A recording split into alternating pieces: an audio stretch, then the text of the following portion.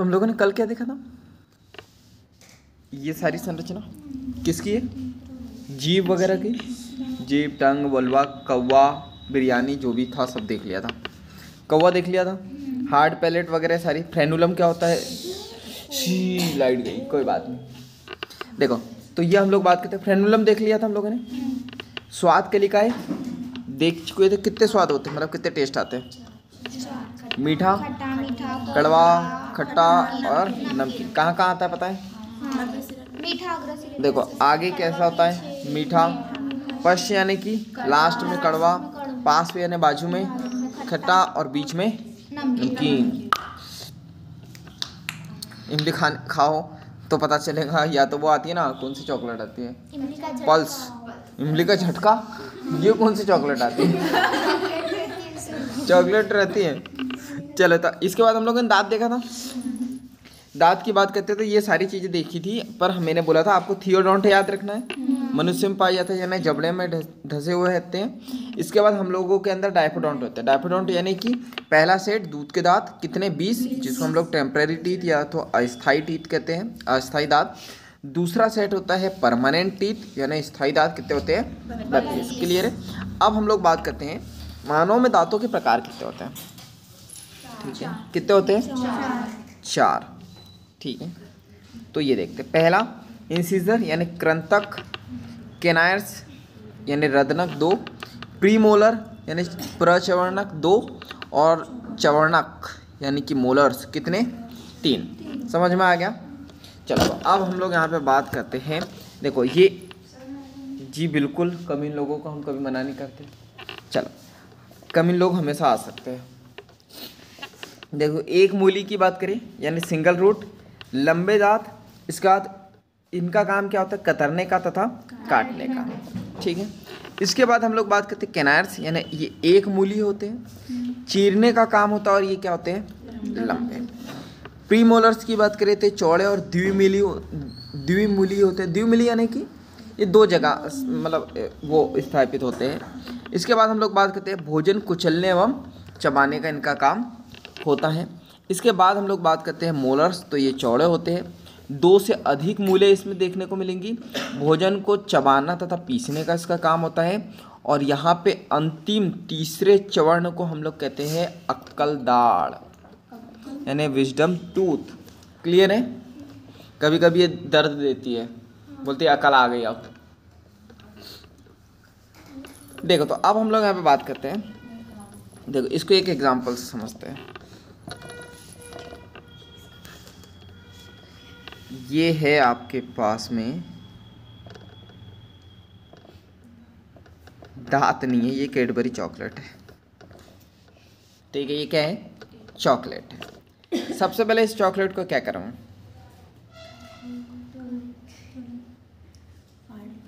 फाड़ेंगे wrapper को, ठीक है। तो रैपर को आप कैसे काटते हो, हमेशा देखना आप, और कौन से दांत के इधर साइड वाले ऐसे काटते हैं। तो ये याद रखना कि कटिंग करते हैं तो सबसे पहले इंसिजर्स की, तो आपको पोजीशन समझ में आ जाएंगी। लास्ट वाले यानी कि जहाँ से आप ये कट लगाते हो, चॉकलेट को फाड़ते हो, वो दांत कौन से है, इंसिजर, ठीक है। इसके बाद हम लोग बात करते हैं नेक्स्ट, यहाँ पे ये कैनायर्स की बात करते हैं यानी टीयरिंग की बात करते हैं। चीरते हैं यानी कि फाड़ते हैं। हम लोग बात करते हैं चॉकलेट को कहाँ रखते हैं, हम लोग सामने रखते हैं और फिर क्या करते हैं, ऐसे तोड़ते हैं। तो यहाँ पे ये चीरने का काम या तोड़ने का काम किसका होता है, कैनायर्स का, ठीक है। अब जैसे ये सामने वाले दांतों से हम लोग उसको तोड़ लेते हैं या चीर लेते हैं, उसके बाद हम लोग क्या कहते हैं, उसको चबाते हैं। तो चबाने के लिए कहाँ जाती है चॉकलेट, साइड में, लेकिन साइड में है ना सबसे लास्ट के थोड़े से आगे, ठीक है। तो उसको कहते हैं प्रीमोलर, वहाँ पे उसको कुचलने का काम करते हैं, कुचलने और चबाने का काम, ठीक है। उसके बाद फिर वो जब लास्ट में जाती है, सबसे लास्ट में, तो वहाँ उसका काम होता है, उसको चबाया जाता है और पीसा जाता है बहुत बारीक। क्लियर है। तो ये एग्जाम्पल से आपको सारे दांतों की जो है फंक्शन आपको समझ में आ जाएगा। क्लियर है। इसके बाद हम लोग बात करते हैं, तो यहाँ पे कहाँ पे हम लोग बात कर रहे हैं, ये प्रीमोलर लास्ट में कितने होते हैं, 3 होते हैं। तो जो है अंतिम तीसरे चौड़ा यानी 2 के बाद जो तीसरी जो दांत होती है उसको हम लोग क्या कहते हैं, विजडम टूथ यानी कि अक्कल दाढ़। अक्कल दाढ़ कब आती है, जब अक्ल आती है।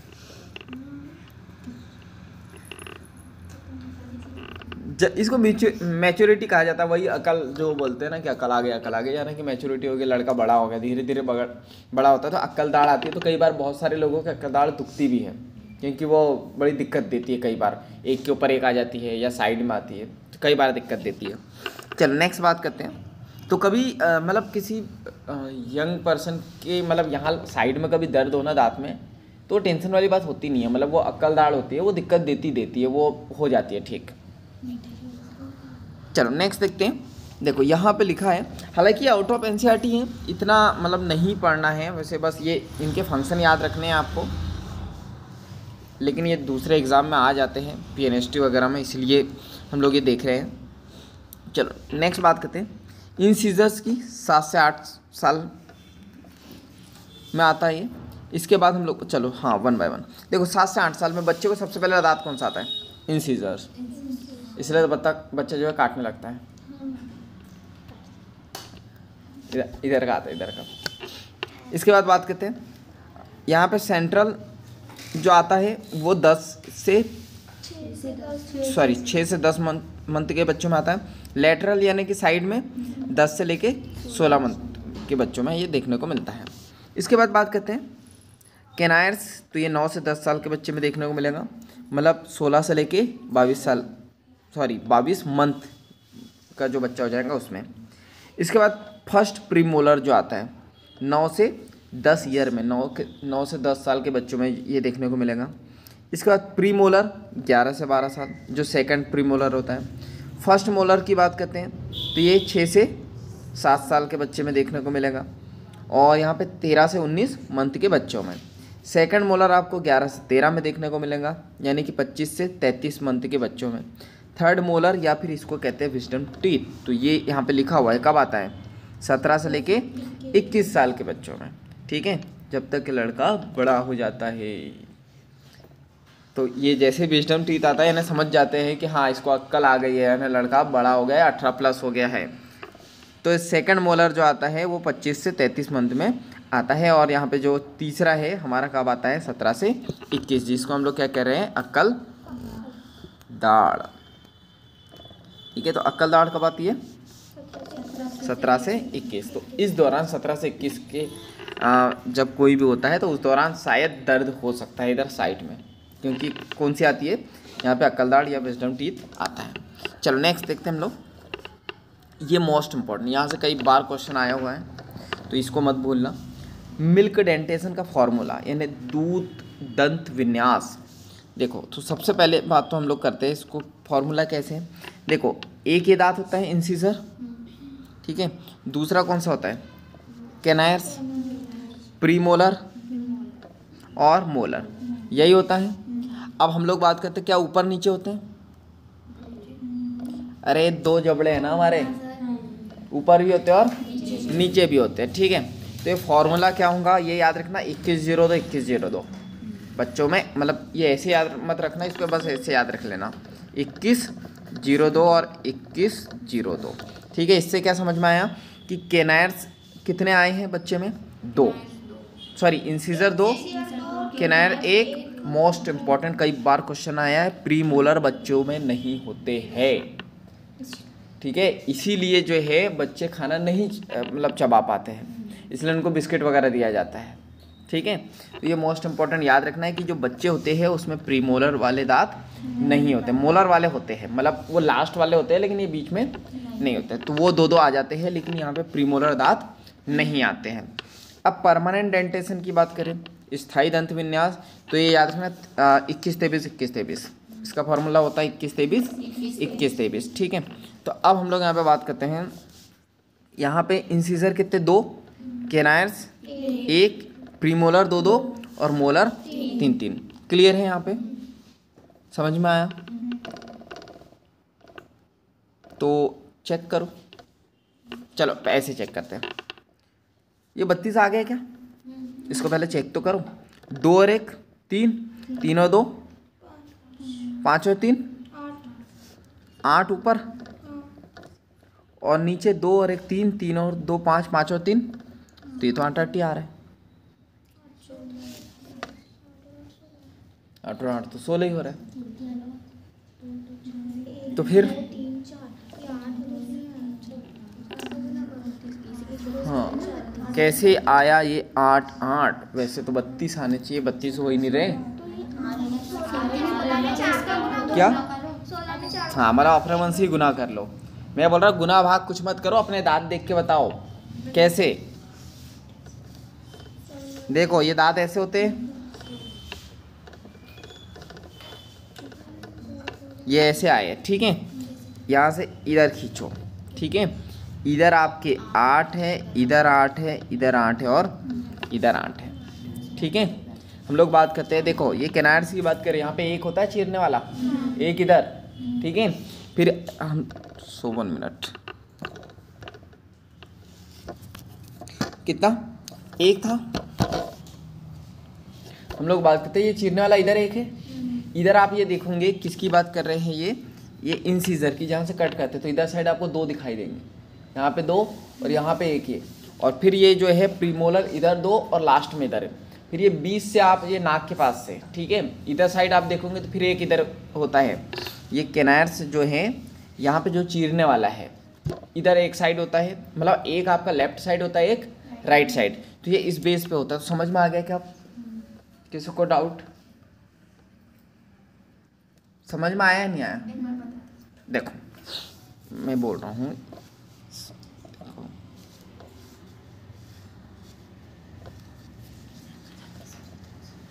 देखो यहाँ पे ये दांत है, यहाँ पे ये नाक है आपकी, ये नाक से इधर वो करो, ठीक है। तो ये नाक से लेफ्ट साइड 8 दांत होंगे इधर, ये नाक के राइट साइड कितने होंगे? 8। और ये जो है कहाँ? ऊपर वाले जबड़े में। और नीचे वाले जबड़े की बात करूँ तो यहाँ 8 होंगे और इधर 8 होंगे। तो अगर मैं बात करूँ, मैं जो बात कर रहा हूँ इंसीजर की, तो करीब आपके इंसीजर की बात करूँ तो यहाँ पे एक होगा इंसीजर आपका, जिससे आप कुछ भी जो है कट करते हो, फाड़ते हो, ठीक है। फिर आपके ये जो बात करते हैं यहाँ पे कैनार्स, ठीक है। तो यहाँ पे 2 होंगे आपके, ठीक है। प्री मोलर यहाँ आपके 2 होंगे और यहाँ पे ये जो मोलर है यहाँ पे आपके क्या होंगे? 3 होंगे। तो ऐसे मिला के यहाँ पे 8 हो जाएंगे। इधर साइड देखोगे तो यहाँ पे भी आपके कितने हो जाएंगे? 8, ठीक है। तो ये तो ऊपर वाला जबड़ा हो गया, सेम टू सेम नीचे वाले जबड़े में। तो इधर 8 होंगे और इधर 8 होंगे। तो कितना हो जाएगा? 8 और 8 कितना? 16 और 16 और 16 32। समझ में आ गया? और इसका फार्मूला बस ये याद रखना, मिल्क डेंटेशन का कितना होता है? 2102, ठीक है। 2102 और इसका कितना होता है? 2123। क्लियर है? चलो नेक्स्ट देखते हैं। अब दांत की संरचना की बात करते हैं, यानी स्ट्रक्चर ऑफ टूथ की बात करें, ठीक है। तो यहाँ पे लगभग सभी दांतों की संरचना समान होती है। तो एक दांत बना के हम लोग देखेंगे, कई बार यहाँ से क्वेश्चन आते हैं। तो देखो हम लोग बात करते हैं, 1 मिनट। यहाँ पे देखो ये हम लोग बात करते हैं, ये होती है इसकी मूल यानी कि रूट, ठीक है। या ये कहाँ स्थित होते हैं? जबड़े में स्थित होते हैं, जबड़े के गर्त में धंसा होता है। ये हम पहले भी बात कर चुके हैं कि जो हमारा दांत है वो क्या होता है, अंदर जो जबड़ा होता है या जो मसूड़े होते हैं उसमें क्या होते हैं? धंसे होते हैं। इसके बाद हम लोग बात करते हैं, तो यहीं पे जो है आपको एक बोन दिखाई देंगी यानी हड्डी, ठीक है। और यहाँ पे रूट कैनाल होती है containing nerve and blood vessels, ठीक है। यहाँ पे आपको ये देखने को मिलेंगी कि यहीं पे जो है आपकी रूट कैनाल होती है और जो वो वहाँ पे नर्व जुड़ी रहती है और ब्लड वेसल्स वहाँ से जुड़ी रहती है। इसलिए आप देखो रूट कैनाल, कई बार आप जैसे आपने डॉक्टर से सुना होगा या मम्मी वगैरह से सुना होगा, किसी का दांत खराब होता है तो वो बोलते हैं यार इसका रूट कैनाल करना पड़ेगा। रूट कैनाल का मतलब क्या होता है कि वो अंदर से निकाल के उसमें जो है काम करना पड़ेगा, ठीक है। तो उसको रूट कैनाल हम लोग कहते हैं। तो वहाँ पे क्या रहती है, बड़ा रिस्की होता है। जैसे गांव में आपने कई बार देखा होगा कि बहुत सारे लोगों का दांत दर्द देता है तो वो उखाड़ लेते हैं अपने से ही। तो वो क्या होता है, वो कान से बहरे हो जाते हैं, या तो आंखों की रोशनी कम हो जाती है, या तो कई बार ब्रेन में बहुत बड़ी बीमारी हो जाती है। क्यों? क्योंकि देखो यहाँ पर नर्व आई हुई है, नर्व यानी ब्रेन से, ठीक है, या तो ब्लड वेसल्स है, ब्लड वेसल्स यानी जहाँ पे ब्लड बह रहा है, तो कई बार ब्लड क्लॉटिंग वगैरह भी हो सकती है। क्लियर है? और जब दांत निकालते हैं तो खून आता है या नहीं आता? तो ये ब्लड वेसल्स के कारण ही आता है। क्लियर है? इसके बाद हम लोग बात करते हैं, इसके ऊपर आप देखोगे तो यहाँ पे पेरिडोंटल मेम्ब्रेन होती है, ये आपको याद रखना है। इसके बाद हम लोग यहाँ पे बात करते हैं, ये यहाँ पे ये जो लिखा हुआ है ये जो है ये क्या है? तो ये है गम, ठीक है, जो जिसको दांत को चिपकाने का काम करता है, चिपके रहता है दांत इपिथेलियम जिसको हम लोग कहते हैं, लेयर्स, ठीक है। इसके बाद हम लोग बात करते हैं तो यहाँ पे कैविटी होती है जिसको पल्प कैविटी कहते हैं। क्लियर है? तो ये निश्चित आयु पर मज्जा गुहा की छिद्र को बंद करते हैं और धीरे धीरे दांत क्या होते हैं? गिरते हैं। ये कब की बात? जब इंसान बूढ़ा होने लगता है। तो ये जो पल्प कैविटी है ये आपने सुना होगा दांत में कैविटी कई बार वो ये कीड़े जो है ना, ये यहाँ से कालापन आ जाता है, ये जो जितना दांत देख रहे हो आप, ये वाला इसको पूरा खा जाते हैं वो, फिर यहाँ कैविटी में घुस जाते हैं। तो कैविटी में जैसे जैसे घुसते हैं दांत पूरी तरीके से ख़राब होता है, और कैविटी से फिर धीरे धीरे ये रूट पे आते हैं, यानी कि जबड़े मतलब वो मसूड़े पे आते हैं। तो फिर वो बहुत दर्द होता है और फिर वो दांत पूरे तरीके से ख़राब ही कर देते हैं वो, ठीक है। इसके बाद हम लोग बात करते हैं तो यहाँ पे एक जो है मेम्ब्रेन है, पतला आवरण है जिसको हम लोग कहते हैं सीमेंटम। दिखा क्या? पल्प कैविटी के नीचे ये जो होती है एक मेम्ब्रेन होती है जिसको हम लोग कहते हैं सीमेंटम, ठीक है, ये पतला आवरण होता है। इसके बाद आप देखोगे दांत का स्ट्रक्चर ऊपर मतलब आवरण की बात करते हैं तो यहाँ पे आप ये देखोगे कि यहाँ पे ये हम लोगों ने क्या देखा? सबसे पहले तो रूट है, इसके बाद बोन है मतलब रूट कैनाल है, हड्डी है, इसके बाद पेरिडोंटल मेम्ब्रेन है, इसके बाद सीमेंटम लेयर है, और उसके बाद क्या है? Pulp cavity. उसके बाद आप देखोगे तो यहाँ पे ये जो है डेंटाइन है। क्लियर है? एक डेंटाइन है, डेंटाइन के ऊपर आप देखोगे तो इनेमल होता है। क्लियर है? जितना समझ में आया? तो इतनी संरचना है इसकी। अब हम लोग यहाँ पे बात करते हैं तो यहाँ पे इनेमल मोस्ट इंपॉर्टेंट, कई बार क्वेश्चन आ गया है कि हमारी बॉडी का सबसे हार्ड पार्ट कौन सा होता है, सबसे कठोरतम भाग कौन सा होता है? तो दांत का इनेमल होता है। कई बार क्वेश्चन पीएनएसटी वगैरह में भी आया हुआ है और नीट में भी कि दांत का सबसे कठोरतम भाग कौन सा होता है? इनेमल। क्लियर है? तो ये याद रखना है। तो दांत की कितनी परत हो गई? 3 परत। ये याद रखना, कौन सी? इनेमल, डेंटाइन और सीमेंटम। क्लियर है? जिसमें से सबसे हार्ड कौन सी है? इनेमल। तो यहाँ पे ये कैल्शियमी ऊतकों की बनी होती है। इसके बाद बात करते हैं इनेमल के बारे में, तो कठोर होती है, चमकीले होते हैं और मोटा आवरण होता है। खनिज इसमें 98% होता है और शरीर का कठोरतम पदार्थ ये होता है, इसको नहीं भूलना है। क्लियर है यहाँ तक है? इसकी उत्पत्ति की बात करते हैं तो यहाँ पे ये इसकी उत्पत्ति जो है मेसोडर्म कोशिका से होती है और दांत के शेष भाग से, बहिचर्मी एमिलोब्लास्ट कोशिका जिसको हम लोग कहते हैं। क्लियर है? तो ये नहीं याद रखोगे तो भी चल जाएगा। अब हम लोग यहाँ पे बात करते हैं, इसको देखा जाए तो इसके 3 पार्ट होते हैं दांत के। पहला क्राउन, यानी ये जो ऊपर वाला इसको हम लोग क्या कहते हैं? क्राउन, जो मसूड़े के ऊपर होता है। बीच में ये जो दूसरा भाग होता है इसको कहते हैं नेक या फिर ग्रीवा, जो मसूड़े में स्थित होता है।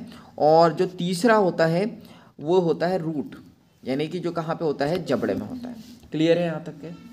तो दांत में इतनी ही चीज़ें आपको याद रखनी है। देख लिया आप लोगों ने इतना? चलो इसके बाद हम लोग बात करते हैं 2 चीज़ें। हाँ, पल्प कैविटी। हाँ, मतलब वो खराब हो जाती है जो दांत। हाँ, कीड़े भी होते हैं। कीड़े होते हैं ना, कीड़े ही तो खराब करते हैं। फिर निकलते हैं, आप देख लो, बाबा गूगल करो। धीरे धीरे क्या होता है, वो कीड़े ऐसे नहीं निकलते। धीरे धीरे क्या होता है? धीरे धीरे यहाँ पे बैक्टीरिया आते हैं, बैक्टीरिया अटैक करते हैं, इसलिए तो बोला जाता है ब्रश करो ब्रश करो ब्रश करो। नहीं, मैं बताओ कैसे निकलता है। हाँ बताओ आप। वो ना एक बताने में गई थी, मेरे भी से निकला है ना, इसलिए हाँ, तो उसमें से ना कोई जड़ी बूटी रहती है, इसको कान में से डालते हैं। हाँ, इधर से डालते हैं, इधर से कीड़ा निकाल लेते हैं। नहीं नहीं ऐसा नहीं होता है। रियल में यार मेरा निकला है। अरे मैं बताती ना, कम्बल कीड़ा देखा है? कम्बल कीड़ा। हाँ, अरे हाँ यार, इतना बड़ा निकलता है दांत में से, ये अपना कान में से। हाँ, कान में से कैसे निकलेगा? पहले तो इधर से कुछ उन्होंने पता नहीं कुछ मंत्र वगैरह किए, ठीक है कुछ मंत्र बाबा के पास गए थे? हाँ सुने तो सही। हाँ। तो फिर पता है कोई एक जड़ी बूटी लाई थी उन्होंने जंगल में से। हाँ। उसके बाद में इधर से उसने पता नहीं वो पानी के साथ कुछ मिक्स किया, इधर से किया और इधर से हाथ रखा और उनके हाथ पे उन्होंने निकाला। मैंने फोटो भी नहीं ली थी। अच्छा बाबा के पास गए थे? हाँ हाँ, तो फिर विश्वास नहीं कर रहे हम। हाँ वो जो है सुनो करती है ना उस टाइम, देखो वो हो सकता है, अब वो मुझे तो नहीं पता, मतलब ये है हो भी सकता है नहीं भी हो सकता है, क्योंकि जो है बाबा का जो 95 दाढ़ का ही मतलब करते। अच्छा नहीं होता है, ऐसा नहीं बोल रहा हूँ मैं कि नहीं कीड़ा निकलता है, लेकिन जैसा आप बता रहे हो सकता है कि आप सही नहीं बता रहे हो, अच्छे से आपको होश नहीं हो, या तो फिर जो बाबा है वो कई बार जो है कई बाबा चमत्कार के बेस पे भी चलते हैं। ऐसे कोई चमत्कार हाँ। नहीं, वो सिर्फ जड़ी बूटी की इस पे निकलता है। नहीं तो वो हो सकता है, या तो फिर दांत के ही अंदर कुछ होगा, या अपना कान के ही अंदर कुछ होगा उससे निकला होगा, पता नहीं कुछ भी हो सकता है, लेकिन दांत में से कान में नहीं। हाँ दांत में से कान का कीड़ा, दांत इधर है। नहीं वो अच्छा छोड़ो उसको छोड़ो, हम लोग नहीं तो मतलब साइंस का हो जाएगा। लेकिन हाँ मैं ये बताऊँ आपको कि 90% जो बाबा होते हैं ना वो साइंस का जो एक जादू होता है ना उस पे चलते हैं। जैसे मैं बात करूँ आज बाबा गूगल करो आप, बहुत सारे जादू हो जाएंगे जो बाबा लोग सीख जाते हैं। आपको पता है ना कि बहुत सारे लोग जो अपने शरीर पर आग भी लगा लेते हैं। हाँ और वो जलते भी नहीं है, तो वो केमिस्ट्री में पढ़ोगे ना, केमिकल होते हैं। हाँ तो वही है, आप उसको हाथ में वो कर लोगे आपका हाथ ही नहीं जलेगा। तो बहुत सारी चीज़ें हैं, या आज तो सर्जरी होने लगी, पता लग रहा कोई शिव जी का पिंड यहाँ उगा लेता है, या तो कोई 3 हाथ उगा लेता है, 4 हाथ उगा लेता है सर्जरी से, फिर बोलता है कि देखो मैं तो भगवान हूँ, भगवान का रूप हूँ, तो लोग उसको पैसे देते हैं। तो अलग अलग चीज़ें होती हैं। चलो नेक्स्ट देखते हैं। हाँ यहाँ लेकिन यहाँ कीड़े की बात करें, धीरे धीरे जो है माइक्रोब्स आते हैं और धीरे धीरे यहाँ पे फिर ये जो है इसको सड़ाने का काम करते हैं। लेकिन ऐसा नहीं है कि यहाँ पे इल्ली ऐसी होती है कि जो है आप ऐसे उंगली डाल कर वो इल्लियाँ निकालते रहो दिन भर, मतलब ऐसा बिल्कुल नहीं होता है। ठीक है चलो नेक्स्ट देखते हैं। तो हम लोग यहाँ पर डेंटाइन की बात करते हैं। तो जो डेंटाइन है पूरा दाँत का जो है ये पूरा दाँत जो है डेंटाइन का बना होता है, और यहाँ पे 75% जो है खनिज देखने को मिलता है। इसके बाद हम लोग बात करते हैं पल्प कैविटी के बारे में। तो जो पल्प कैविटी है ये शिथिल संयोजी ऊतक यानी कि संयोजी ऊतक यानी जोड़ने का काम करता है। इसमें रुधिर कोशिकाएं, ठीक है, रुधिर कोशिकाएं, तंत्रिकाएं और दंत निर्माण कोशिका, या जिसको हम लोग कहते हैं ओडोंटोब्लास्ट। तो कभी दांत से रिलेटेड कोशिका आई तो याद रखना उसको ओडोंटोब्लास्ट कहते हैं। तो ये जो है डेंटाइन को स्त्रावित करती है। क्लियर है यहाँ तक है? चलो नेक्स्ट देखते हैं हम लोग। तो नेक्स्ट क्या देखना है हम लोगों को? मानव पाचन तंत्र की संरचना। हाँ तो ये एक अब बेसिक यहाँ हम लोग आ गए। देखो सबसे पहले हम लोग बात करते हैं, जीभ पढ़ ली, दांत पढ़ लिया, अब हम लोग यहाँ पे बात करते हैं दूसरी संरचनाओं के बारे में। Structure of human digestive system. तो हम लोग यहाँ पे बात करें तो ये है हमारा डाइजेस्टिव सिस्टम। तो ये है ना हमारी है नाक, और यहाँ पे 2 कैविटी देखने को मिलती है, ठीक है। एक मुख वाली यानी मुंह से ये कैविटी करो, यहाँ से खाना जाता है तो एक ये कैविटी है। दूसरी नाक को ओपन करो, कुछ लोग ओपन करो, ओपन ही तो है पहले तो ओपन, उसको क्या ओपन करना। देखो तो ये ओरल कैविटी है, ठीक है, ये मुख गुहा, और यहाँ पे एक ये नाक होती है जिसको नेजल कैविटी कहते हैं। क्लियर है यहाँ तक के? तो ये ओरल कैविटी एक होती है जहाँ से हम लोग मुंह से खाना खाते हैं, एक नेजल कैविटी होती है ना, नाक के 2 छिद्र होते हैं। इसके बाद हम लोग बात करते हैं, ये होती है ग्रसनी फिर यानी कि फेरिंग्स। इसके बाद आप बात देखोगे तो यहाँ पे जो नीचे साइड होता है इसको हम लोग कहते हैं इपिग्लॉटिस, घाटी ढक्कन, हिंदी में कहते हैं उसको घाटी ढक्कन, ठीक है, इपिग्लॉटिस के बाद क्या होता है, यहाँ पे पाइप 2 प्रकार के होते हैं, ये 2 इसमें बढ़ जाते हैं, ठीक है। एक होता है फूड पाइप जिसको हम लोग एसोफेगस कहते हैं यानी ग्रास नली, ठीक है। दूसरा यहाँ पे होता है ट्रैकिया यानी विंड पाइप, यानी हवा वाला पाइप, यानी यहीं से जो है अगर खाना खा रहे हैं, जहाँ से खाना जा रहा है तो उसे फूड पाइप, और जहाँ से ऑक्सीजन वगैरह जाती है तो उसको ट्रैकिया या विंड पाइप हम लोग कह देते हैं। क्लियर है। इसके बाद हम लोग बात करते हैं, यहाँ से क्वेश्चन आते हैं, याद रखना, एसोफेगस स्पिंचर जिसको हम लोग कहते हैं। ठीक है, क्या होता है अभी हम लोग देखेंगे। एसोफेगस स्पिंचर होते हैं। इसके बाद खाना कहाँ आएगा, स्टमक में। ठीक है, स्टमक यानी कि आमाशय, यहाँ से जो है खाना होते हुए यहाँ पे देखो ये है पाइलोरिक स्पिंचर। इसका काम ये होता है कि ये कॉन्ट्रिक है कि खाना अगर एक बार छोटी आंत में गया तो फिर ये दोबारा उसको स्टमक में नहीं जाने देगा। और ये जो एसोफेगस स्पिंचर है, ये इसका काम भी क्या है, जैसे स्टमक में खाना आ गया तो ये ऐसा कॉन्ट्रिक हो जाता है, यानी खाना ऊपर फिर से ना जाए। क्लियर है। और कई बार आ भी जाता है, जैसे कई बार आपको हिचकी वगैरह आप देखो ऐसा आता है तो वो खाना कई बार आ भी जाता है। ठीक है, तो ये स्पिंचर का काम है कि नहीं आने देना।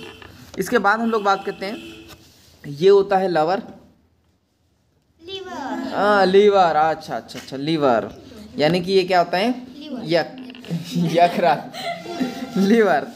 तो यहाँ से कुछ क्या होता है, केमिकल रिलीज होते हैं। ठीक है, तो ये यहाँ पे डाल देते हैं आमाशय में, तो ये भोजन को जो है पचाने में मदद करता है।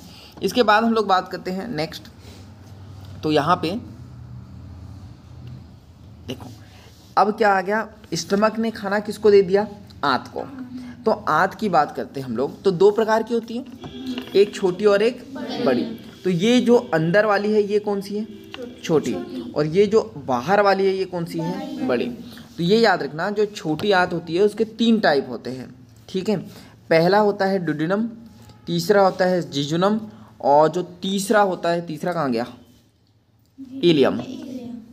ठीक है, ड्यूडेनम, जिजुनम और इलियम। हाँ, ड्यूडेनम, जिजुनम और इलियम। हाँ, कोई ट्रिक बनी क्या, बताओ कौन सी बनी। हाँ, डीजे तो मैंने ही बनाया था, डीजे, डीजेआई, या फिर डीजे पे नाचना ईमानदारी से, तो ई। ठीक है, तो ऐसे कैसे भी आप याद रख सकते हो। हिंदी में याद करना चाहो तो कर सकते हो, बड़ी दिक्कत जाती है, ग्रहणी, अग्र, क्षुद्रांत और क्षुद्रांत। ठीक है, तो ये स्मॉल इंटेस्टाइन के 3 पार्ट होते हैं, ये याद रखने हैं। इसके बाद हम लोग यहाँ पे बात करते हैं, बड़ी आंत के 3 पार्ट आपको देखने को मिलेंगे। तो पहला होता है यहाँ पे सीकम, यहाँ से बड़ी आंत स्टार्ट हो रही है तो ये सीकम। दूसरा होता है असेंडिंग कोलॉन। ठीक है, देखो असेंडिंग का मतलब ऊपर चढ़ने वाली। ठीक है, एक होती है डिसेंडिंग कोलॉन, इधर अपोजिट साइड देखो ये नीचे उतर रहा है खाना, तो इसको डिसेंडिंग कोलॉन कहते हैं। तीसरा पार्ट इसका कौन सा होता है, तो तीसरा यहाँ पे ये जो होता है ये होता है रेक्टम। क्लियर है। तो बड़ी आंत के 3 पार्ट होते हैं, पहला सीकम, दूसरा कोलॉन और तीसरा रेक्टम। क्लियर है यहाँ तक के। चलो नेक्स्ट देखते हैं, और भी चीज़ें हैं यहाँ पे। तो ये क्या क्या है, देखो ये लीवर में गैल ब्लैडर होता है, पित्ताशय, तो ये आपको पत्तीनुमा संरचना होती है।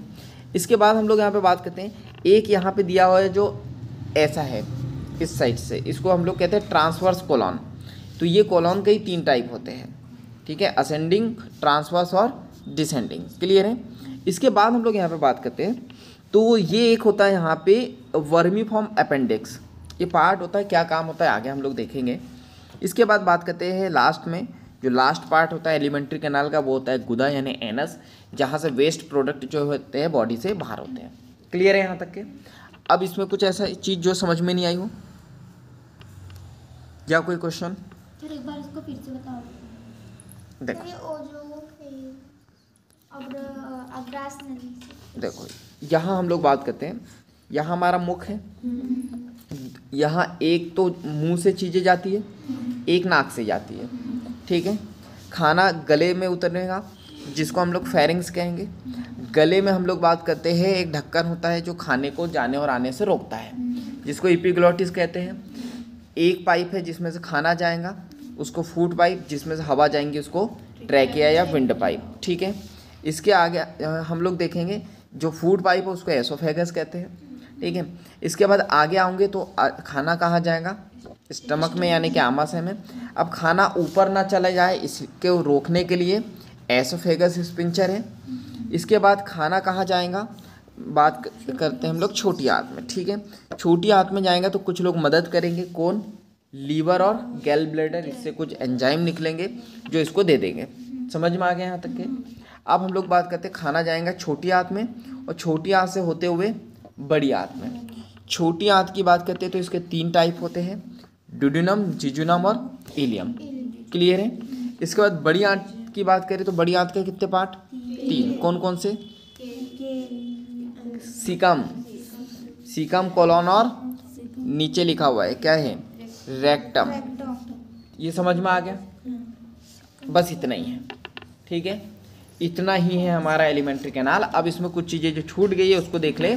तो जो कोलन है इसके 3 टाइप होते हैं। भोजन अगर ऊपर चढ़ रहा है तो उसको ट्रांसवर्स कोलन, अगर ये ऐसे ट्रांसवर्स है तो उसको ट्रांसवर्स कोलन, और अगर नीचे उतर रहा है तो उसको डिसेंडिंग कोलन, ठीक है। इसके बाद 2 चीज़ हम लोग बात करते हैं। एक और यहाँ पे स्ट्रक्चर होता है जिसको वर्मीफॉर्म अपेंडिक्स कहते हैं।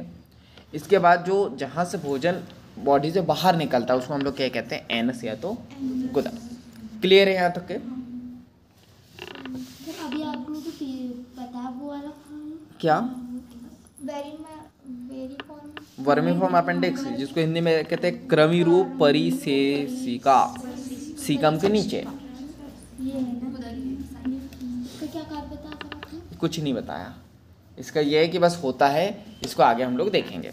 क्लियर है यहाँ तक के? सिर्फ अभी स्ट्रक्चर देखे, इसके फंक्शन अभी हम लोगों ने नहीं देखे हैं, ठीक है। अब जो थोड़ा बहुत यहाँ पे लिखा हुआ है वो देख लेते हैं। तो हम लोग बात करते हैं ये फेरिंग्स का काम क्या है, ठीक है। तो फेरिंग्स का काम ये है कि वायु एवं भोजन एवं वायु मार्ग यहाँ पे एक दूसरे को पार करते हैं। ये क्वेश्चन आता है कई बार कि ऐसा कौन सा जो है भाग है जहाँ पे भोजन और वायु एक साथ मिलते हैं, तो वह फेरिंग्स। तो ये याद रखना, भोजन एवं वायु मार्ग एक दूसरे को यहाँ पे क्या करते हैं? पार करते हैं। इपिग्लोटिस के बारे में भी याद रखना है, मोस्ट इंपॉर्टेंट। भोजन को निगलते समय श्वास नली में प्रवेश को ये रोकती है, ठीक है। और ये उपास्थीमय होती है, यानी कार्टिलेज की बनी होती है, ठीक है। कार्टिलेज क्या होती है? जिसको खींचा जा सकता है, जैसे हमारे गाल, हमारे कान सॉफ्ट होते हैं, ठीक है। तो ये कार्टिलेज के बने होते हैं। तो ये भोजन को निगलते समय श्वास नली में प्रवेश को रोकता है, यानी कि इसका काम क्या होता है? ढक्कन का मतलब भी क्या होता है? बंद करना, चालू करना। तो ये जैसे ही खाना आएगा तो ये क्या कर देगा? ट्रैकिया को बंद कर देगा, ताकि खाना सिर्फ और सिर्फ किससे जाए? एसोफेगस से। लेकिन कई बार क्या होता है, आप लोग फटाफट खाते हो, या हम लोग फटाफट खाते हैं, उसको मौका ही नहीं देते हैं। कहीं हमको जल्दी भागना पड़ता है, ट्रेन पकड़नी पड़ती है, या जो है किसी से बात करनी होती है, मतलब फटाफट खाना खा के, या हमारा कोई सीरियल वीरियल आता है तो वो या मूवी आती है तो हम फटाफट खाना खाते हैं। तो कई बार इतना होता है कि वो मतलब ढक्कन प्रॉपर काम करता नहीं है। ढक्कन यानी कि इपिग्लोटिस, घाटी ढक्कन जिसको कह रहे हैं। तो खाना कई बार उल्टा आ जाता है, मतलब नाक से आ जाता है। जैसे यहाँ से ये फटाफट इसको बंद करने के चक्कर में ये नाक से बाहर आ जाएगा, होता है कई बार ऐसा। तो ये इसी कारण होता है एपिग्लोटिस। क्लियर है यहाँ तक के? चलो नेक्स्ट देखते हैं हम लोग। तो अब हम लोग 1 बाय 1 देखेंगे। तो देखो, पहला तो जो भोजन का जो डाइजेशन होता है वो कहाँ होता है? मुख में। पहला होता है मुख में, देख चुके हम लोग मुख की संरचना क्या होता है, कैसे काम करता है। अब हम लोग बात करेंगे सेकंड, एसोफेगस, यानी कि ग्रास नली। तो ग्रास नली की बात करते हैं तो याद रखना 25 सेंटीमीटर लंबी है, पतली होती है, पतली लंबी नली है। इसके बाद गर्दन, वक्ष एवं मध्यपट से होते हुए पश्च भाग में जे आकार के थैलीनुमा यानी आमाशय में खुलती है।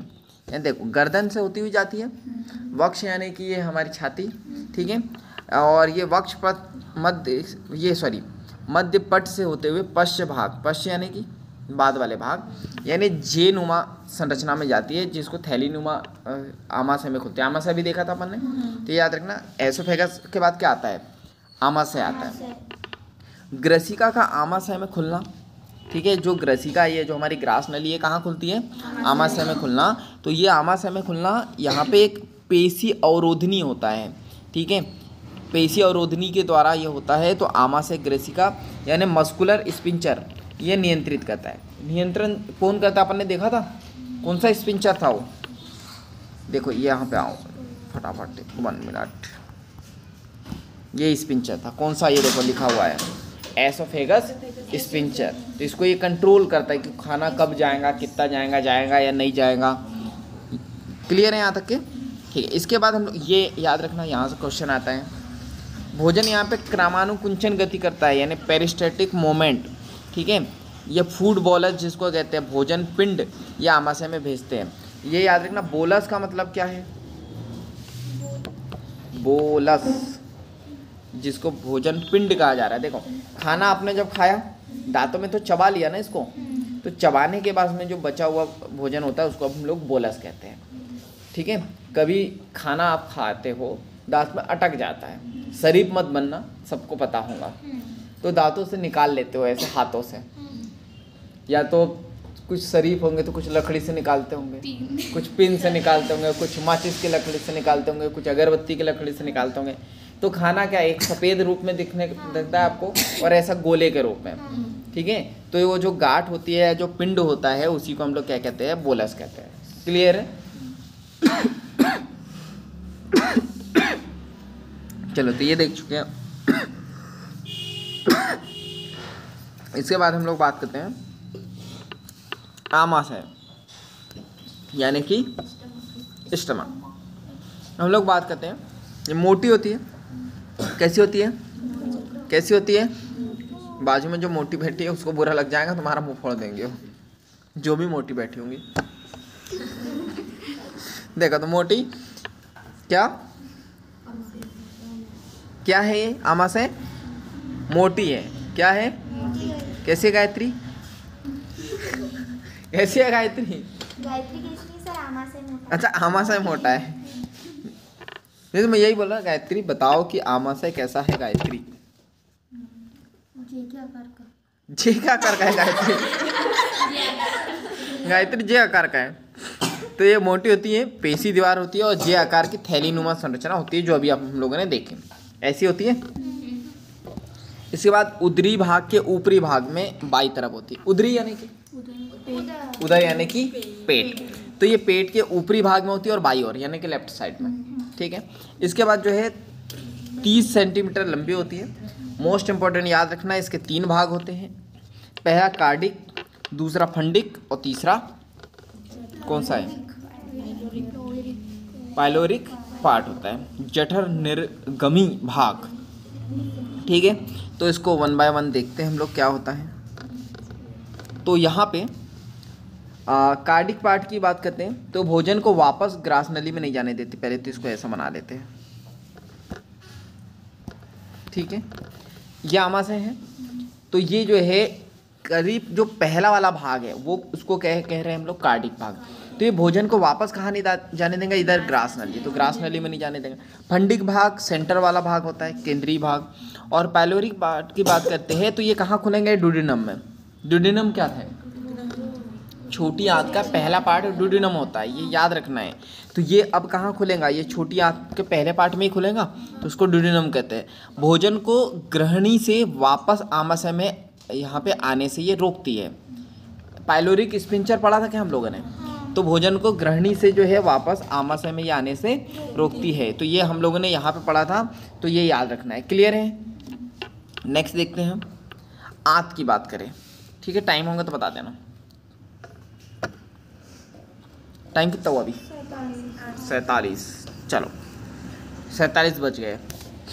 तो देखो आमाशय देख चुके। अब क्या देख रहे हैं हम लोग? आंत, यानी कि इंटेस्टाइन।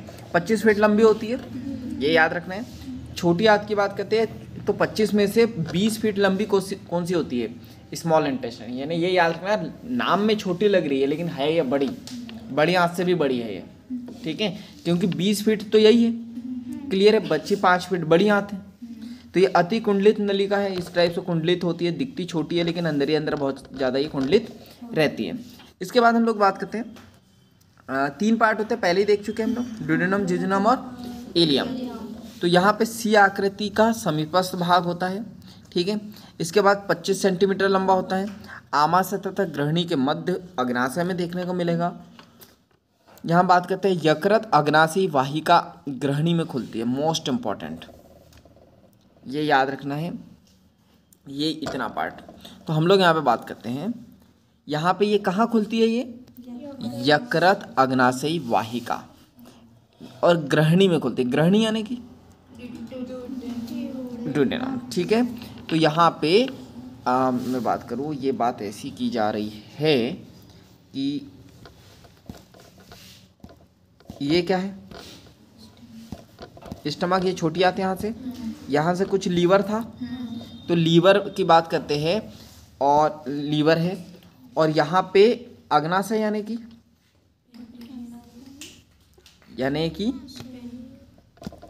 अग्नाशय यानी क्या, पेनक्रियास, पेनक्रियास यानी कि आमाशय। क्लियर है, तो यहाँ पे हम लोग बात करते हैं हिपेटोपेनक्रियाटिक डक्ट।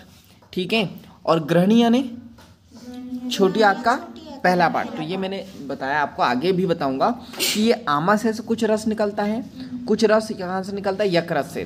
तो ये कहाँ आएगा, छोटी आंत के पहले वाले पार्ट में, कहाँ में, ग्रहणी में। क्लियर है, तो जिसके द्वारा आएगा, जिस डक्ट के द्वारा आएगा, जिस वाहिका या नली के द्वारा आएगा, उसको कहते हैं हिपेटोपेनक्रियाटिक डक्ट। क्लियर है, मोस्ट इंपॉर्टेंट याद रखना है। क्लियर है कि ये जो लीवर वगैरह में जो एंजाइम बनेंगे, पित्ताशय में जो बनेंगे, या जो अग्नाशय में जो बनेंगे, हम लोग बात करते हैं वो किसके द्वारा आएंगे, हिपेटोपेनक्रियाटिक डक्ट के द्वारा। क्लियर है यहाँ तक के। और तो ग्रहणी में खुलते हैं, जिसके छिद्र को हम लोग क्या कहते हैं, मतलब जहाँ पे वो ग्रहणी में आएगा, ऐसा तो नहीं कि कोई भी आएगा और डाल देगा, उसको भी नियंत्रित करने के लिए जो स्पिंचर होगा। क्लियर है, तो यहाँ पे स्पिंचर कौन सा होगा, ओडाई का संकुचक, यानी स्पिंचर ऑफ ओडाई। तो ये मोस्ट इंपॉर्टेंट याद रखना है। ये छोटी आंत का जो पहला पार्ट होता है, वहाँ पे एक स्पिंचर आपको देखने को मिलेगा, जिसको कहेंगे स्पिंचर ऑफ ओडाई। क्लियर है यहाँ तक के। चलो नेक्स्ट देखते हैं।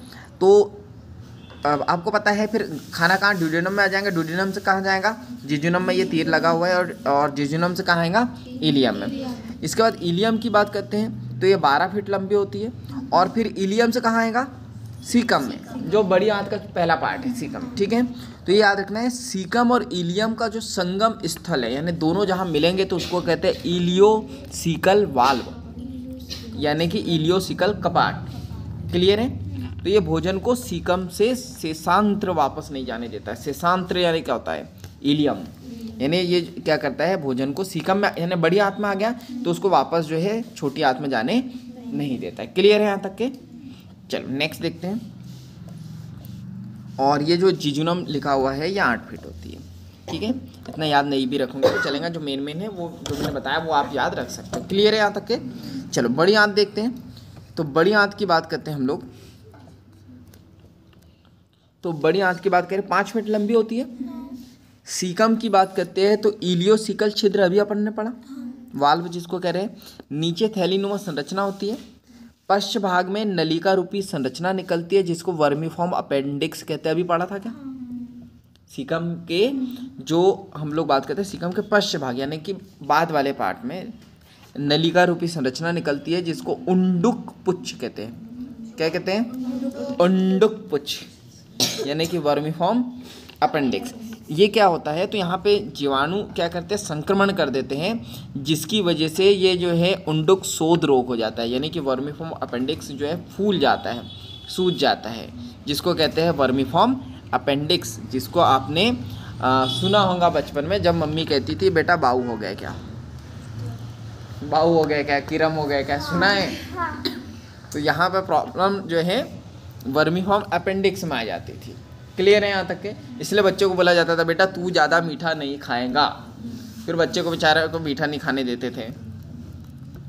ठीक है, ऐसे में एक स्टोरी मेरे को बड़ी है, मेरे मामा का लड़का है, वो जब हमारे यहाँ पे आया तो आते ही रहता है वो, तो उसने मीठा खाया, बहुत ज़्यादा मीठा खाया, तो उसको जो है किरम हो गए।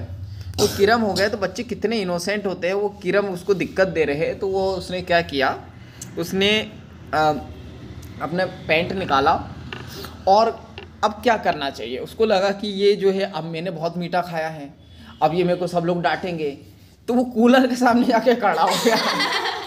उसको लगा कि शायद मैं कूलर के सामने जाके खड़ा हो जाऊंगा तो शायद ये जो कीड़े में ये जो बैक्टीरिया ये जो प्रॉब्लम दे रहे हैं ये नहीं देंगे। तो ऐसे ऐसे बच्चे बड़े शरीफ होते हैं। फिर उसको टेबलेट ला के दी, फिर उसको बोला कि अब तू मीठा नहीं खाएगा ज़्यादा, तो हाँ नहीं खाऊंगा। तो बच्चे बड़े इनोसेंट होते हैं। चल नेक्स्ट देखते हैं हम लोग। तो यहाँ पे जो सीकम है और जो वर्मीफॉर्म अपेंडिक्स है, मानव का सर्वाहारी भाग होता है ये। मानव सर्वहारी भाग होता है, क्यों होता है नहीं बताया है। ठीक है, देखो यहाँ पे ये अवशोषी होता है और श्लेष्मिका की यहाँ पे लसिका गांठें होती है। श्लेष्मिका यानी समझते हो क्या होता है? श्लेष्मिका यानी म्यूकस जो नाक से बाहर आता है अभी सर्दियों के दिन में, जहाँ जिसको आप हाथों से सफा करते हो। किसी के पास अच्छी हैंकी होंगी और किसी जो भी जो है कई बार उस श्लेष्मिका को या म्यूकस को जैसे सफा करते होंगे तो उसकी एक लकीर जो है गालों पे भी पड़ जाती होंगी। होता है ऐसा? है, होता है ना गायत्री? हाँ सर, मतलब आपको हुआ है ऐसा? सर बचपन में सभी को। अच्छा हाँ, बचपन में सभी को, तो सही बात। ऐसा है कोई व्यक्ति जिसको बचपन में नाक नहीं आई? नहीं, नाक नहीं मतलब म्यूकस। अब मैं नहीं, अब मैं क्या है ना वो उस लैंग्वेज में बोल रहा है ना जिसमें सब समझ आए। म्यूकस बोलूँगा तो यार म्यूकस कहाँ। कभी मम्मी ने आपको ऐसा बोला है कि हाँ बेटा तेरी म्यूकस आई कि नहीं? क्या बोलते बेटा तेरी नाक आ रही है। चल, तो यहाँ पे होती है लसिका गांठें। लसिका क्या होती है? लसिका क्या होता है? तो ये जो है रोगों से लड़ने का ही एक जो है बोलूँ लिक्विड होता है जिसको लिम्फ नोड हम लोग कहते हैं, या रक्त और लसिका सुना होगा आपने, ठीक है, लिम्फ सुना होगा, तो वहाँ पे भी आगे हम लोग पढ़ेंगे। तो ये लसिका कोशिकाओं का निर्माण करता है, ये याद रखना। इसके बाद हम लोग बात करते हैं नेक्स्ट, तो यहाँ पे हम लोग कोलॉन की बात करें तो कोलॉन जो है 1.5 मीटर लंबी पुटाकार नलिका रूपी संरचना होती है, छोटी आंत को घेरे रहता है। इसके भाग की बात करते हैं तो यहाँ पे एक असेंडिंग कोलॉन देखा था, ट्रांसवर्स कोलॉन, डिसेंडिंग कोलॉन और एक और है तो वो है सिग्मोइड कोलॉन। ठीक है, कौन सा है? Sigmoid colon.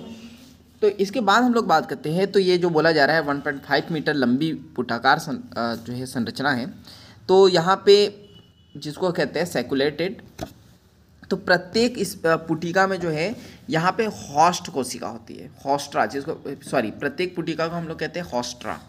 ठीक है, यह मांसल वलन होता है, यानी मांस का बना होता है, और वलन का मतलब क्या होता है? फोल्डेड। ठीक है, और ये इधर उधर होती है जिसे हम लोग कहते हैं टीनी कोलाई। क्या कहते हैं? Tiny coli. तो ये बहुत डीप में हो गया, इतना नीट के लिए तो नहीं है इतना, बाकी याद करना मतलब चाहो तो रख सकते हो, वरना नीट के लिए तो बहुत डीप हो गया है। चल नेक्स्ट देखते हैं हम लोग। इसके बाद हम लोग यहाँ पे बात करते हैं, क्या बचा लास्ट? ये सारी चीज़ें तो पढ़ चुके हैं, सीकम के बारे में, कोलॉन के बारे में। अब क्या पढ़ना है? रेक्टम के बारे में। ठीक है, तो रेक्टम की बात करें तो इसको एनाल कोलॉन्स कहते हैं। ठीक है, गुदा स्तंभ यानी कि एनाल कॉलम्स। इसके भाग को हम लोग कहते हैं एनाल कैनाल यानी गुदा नाल, और यहाँ पे एनस के द्वारा जो है ये बाहर खुलता है। रेक्टम के बाद में क्या आता है? एनस आता है, तो इसके द्वारा ये बाहर खुलता है। तो यहाँ पे एक आंतरिक संकुचन होता है और एक क्या होता है? बाहरी संकुचन। ठीक है, एक्सटर्नल स्पिंचर। तो देखो स्पिंच, और यहाँ पे लिखा हुआ है एक है अनैच्छिक और दूसरा है ऐच्छिक। ठीक है, तो अनैच्छिक और ऐच्छिक का मतलब क्या? अनैच्छिक मतलब जो हमारे कंट्रोल में नहीं होगा, मतलब हमारी इच्छा के अनुसार काम नहीं होगा, और ऐच्छिक यानी हमारी इच्छा के अनुसार होगा। ठीक है, तो अब हम लोग यहाँ पे बात करते हैं। यहाँ पे देखो हम लोगों ने खाना खाया, ये डाइजेस्ट हुआ। अब जो वेस्ट मटेरियल है, ठीक है, उसको हम लोग यहाँ पे गुदा से बाहर निकालते हैं। ठीक है, तो अब जो है इसको बाहर निकालना है। अब किसी को ये दोनों में काम करता है, 1 नंबर और 2 नंबर दोनों में। किसी को वॉशरूम जाना है या जो है पॉटी करने जाना है, जो भी है।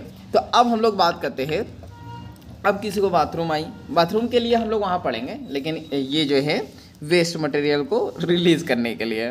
तो अब हम लोग बात करते हैं, कभी ऐसा होता है क्या कि देखो पहले तो एक ये है कि आपको पहले ही पता चल जाता है, आपका ब्रेन पहले ही सिग्नल दे देता है कि हाँ अब जो है टैंक खाली करना है, अब जो है वो पहले सिग्नल दे देता है, ठीक है, कि आप टैंक खाली कर दो, या आपको पहले ही बता देता है। लेकिन अब क्या होता है, ये टैंक इसने बता दिया खाली करना है, ये आपको पहले बता दिया, तो अब आपको पता भी है।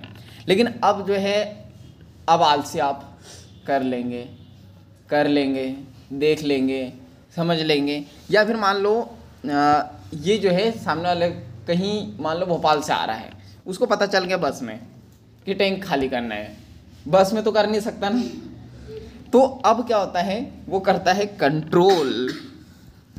तो कंट्रोल किसके द्वारा करता है, एक्सटर्नल स्पिंचर के द्वारा, कि यहाँ पे कि भाई साहब ये बस है, यहाँ नहीं करना है, यहाँ गंदगी नहीं फैलाना है, ठीक है। लेकिन वो जैसे ही घर पहुँचता है तो अब यहाँ पे ये स्पिंचर इसके इच्छा के अनुसार काम कर रहे हैं।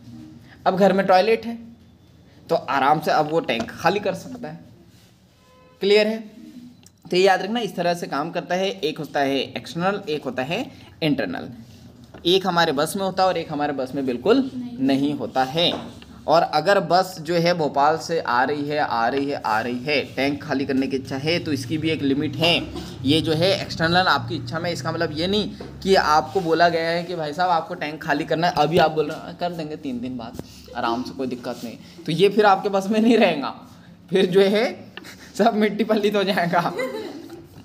ठीक है, तो ये ऐसे ही होता है जैसे बच्चे लोगों के साथ होता है।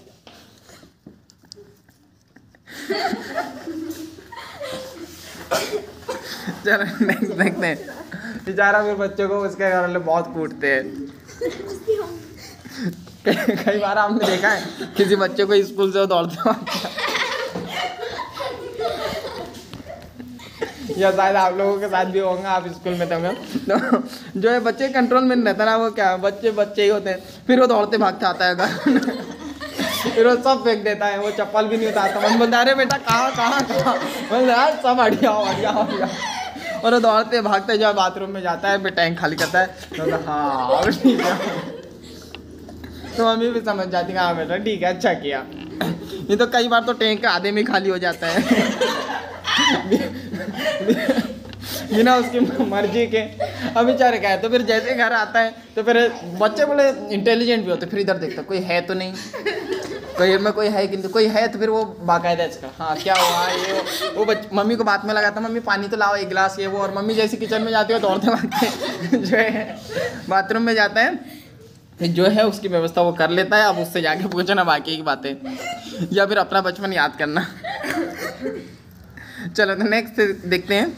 तो नेक्स्ट है हिस्टोलॉजी ऑफ एलिमेंट्री कैनाल। तो ये एलिमेंट्री कैनाल को जो है काट के देखा जाएगा कि इसमें क्या होता है क्या नहीं होता है। तो ये भी बहुत इम्पॉर्टेंट टॉपिक है और बहुत बड़ा टॉपिक है, तो इसको हम लोग देखेंगे कल। और इतने ही जगह से जो है इतने ही डायग्राम से बहुत सारे क्वेश्चन आए हुए हैं नीट में, तो ये हम लोग देखेंगे नेक्स्ट क्लास में, ठीक है। तो आप देख सकते हो, और स्पिंचर वगैरह क्या होते हैं मैंने डिटेल में आपको बता दिया है, तो आप जाके देख सकते हो। किसी बच्चे से आप प्रैक्टिकली जो है नॉलेज लेना चाहो तो आप ले सकते हो, या तो अपना बचपन याद कर सकते हो। क्लियर है? चलो तो बाकी मिलेंगे नेक्स्ट क्लास में। Thank you. इसमें कोई डाउट? हाँ हाँ, कौन सा बीच का? क्या नहीं पढ़ाया? सब पढ़ा दिया क्या? रेक्टम के नीचे कहाँ नहीं पढ़ाया? अच्छा हाँ हाँ हाँ, ये हाँ पिल्स नहीं है वो। देखो हम लोग बात बवासीर की बीमारी सुनी है, पाइल्स की। तो ये जो है गुदा स्तंभ जो है फूल जाता है, ठीक है, तो उसी को हम लोग कहते हैं पाइल्स की बीमारी, ठीक है। अभी पाइल्स की बीमारी आती क्यों है? तो पाइल्स की बीमारी अभी एक दिन मैंने बताया था आपको कि आप खाना खा रहे हो, अब ये डाइजेस्ट नहीं हो रहा है, ठीक है, 1 दिन नहीं हुआ 2 दिन नहीं हुआ, ठीक है। अब ये लंबे समय तक क्या अगर खाना डाइजेस्ट नहीं हो रहा है, तो मैंने बताया ना क्या होता है, जैसे खाना डाइजेस्ट नहीं होता है तो खाना डाइजेस्ट नहीं हो रहा है यानी ये टूट नहीं रहा है, और ये टूट नहीं रहा है तो आपको एनर्जी नहीं मिलेगी यानी एटीपी, तो आपके हाथ पैर दर्द होंगे, ठीक है, पैरों में जो है दर्द आ जाएगा। हम लोग बात करते हैं सिर भारी भारी लगेगा, क्यों? क्योंकि जो हमारा माइंड है, ब्रेन है, इसको बहुत सारी ऑक्सीजन चाहिए काम करने के लिए, सोचने के लिए, काम करने के लिए। अब इसको प्रॉपर ऑक्सीजन मिल नहीं रही, प्रॉपर एनर्जी मिल नहीं रही, तो अब इसको एनर्जी नहीं मिलेंगी तो इसलिए आपका सर भी भारी भारी लगेगा। इसके बाद पेट में तो दर्द रहेगा ही रहेगा, ठीक है, ये सारी चीज़ें होती है। और उसके बाद छाले आ जाना, और फिर धीरे धीरे ये बीमारी इतनी बढ़ जाती है कि यहाँ पे फिर हो जाता है बवासीर, ठीक है। क्यों? क्योंकि खाना कहाँ से निकलता है? रेक्टम से, रेक्टम से होते हुए एनस में। यहाँ पे बहुत सारा प्रेशर लगता है खाने को जो है बाहर निकालने के लिए, जिसकी वजह से ये जो है बवासीर हो जाता है। क्लियर है यहाँ तक के? ये याद रखना। तो गुदा स्तंभ के अंदर जो है एक एक धमनी तथा सीरा पाई जाती है, और ये अंदर सिराओं के फट जाने की वजह से खूनी बवासीर होता है। पहले बवासीर होता है, फिर उसके बाद धीरे धीरे बहुत ज़्यादा प्रेशर लगाया जाता है तो ये जो वेंस है ये फट जाती है, जिसकी वजह से ब्लीडिंग होती है, जिसको हम लोग खूनी बवासीर कहते हैं। यानी कि जब ये अपना टैंक खाली करेगा, पॉटी करने जाएगा, तो उसके साथ जो है खून भी आएगा। ठीक है, तो ये याद रखना। बाकी तो हम लोग इंटरनल स्पिंचर एक्सटर्नल स्पिंचर देख ही चुके हैं, इसको डिटेल में देखना है तो आप जाओ बच्चों से पूछो। हालांकि पूछने की ज़रूरत नहीं, आप खुद आपके साथ भी ऐसे ही होता है, अभी भी होता है। हाँ मतलब ठीक है, लेकिन आप समझदार है तो आपको पता है कि ये कितना इच्छा के कंट्रोल में है। क्लियर है? चलो, तो बाकी हम लोग पढ़ेंगे नेक्स्ट क्लास में। Thank you.